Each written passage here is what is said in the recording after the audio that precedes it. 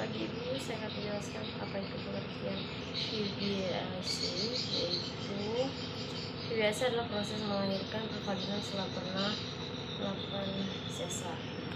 Selanjutnya saya akan menjelaskan keuntungan dari PBAC. Yang pertama itu mortalitas maternal lebih rendah, yang kedua proses pemulihannya lebih cepat, yang ketiga menurunkan resiko komplikasi operasi, yang keempat menurunkan resiko dampak buruk kehamilan berikutnya, yang kelima berkurangnya malposisi serta malformasi plasenta pada kehamilan berikutnya, yang keenam rendahnya tingkat kejadian trombosis vena, yang ketujuh meningkatkan bonding ibu dan anak.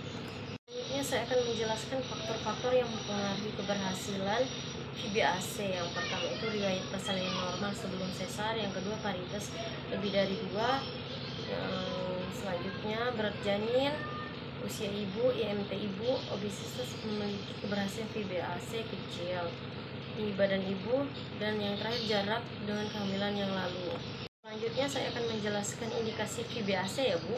Yang pertama itu tulang panggul Anda berukuran besar, yang kedua ukuran atau berat badan bayi normal dan tidak terlalu besar, yang ketiga posisi bayi di dalam kandungan normal yaitu kepala berada di bawah, yang keempat garis sayatan operasi sesar pada rahim letaknya rendah dan arahnya melintang atau horizontal, yang kelima hanya mengandung satu bayi serta hanya pernah satu kali operasi sesar sebelumnya dan bukan dengan sayatan vertikal.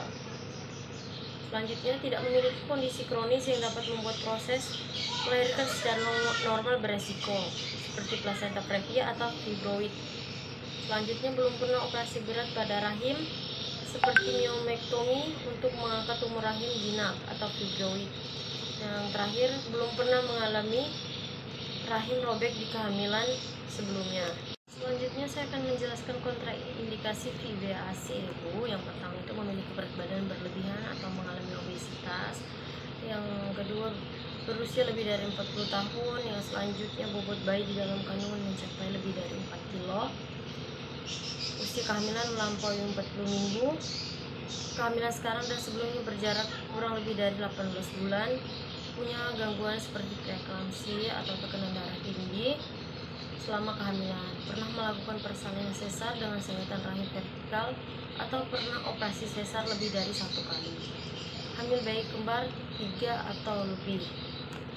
Selanjutnya saya akan menjelaskan kontraindikasi relatif PBAC. Yang pertama itu parut uteri multipel seperti riwayat SC 2 kali, yang kedua itu faktor lain yang berhubungan dengan risiko ruptur uteri lebih dari 1%. Selanjutnya saya akan menjelaskan resiko PBAC. Yang pertama itu kegagalan melahirkan secara spontan dengan sempurna, yang kedua ruptur uteri, perdarahan, infeksi cacat pada bayi, yang terakhir histerektomi. Yang terakhir saya akan menjelaskan persiapan PBAC. Yang pertama memutuskan melahirkan yang PBAC, yang kedua siapa menolong persalinan ibu. Di sini penolong harus sesuai dengan kebutuhan khusus ibu. Yang ketiga tempat persalinan juga harus disesuaikan dengan kondisi kasus ibu. Yang keempat donor darah. Yang kelima alat transportasi ke tempat persalinan, biaya persalinan, pengambil keputusan utama maupun alternatif.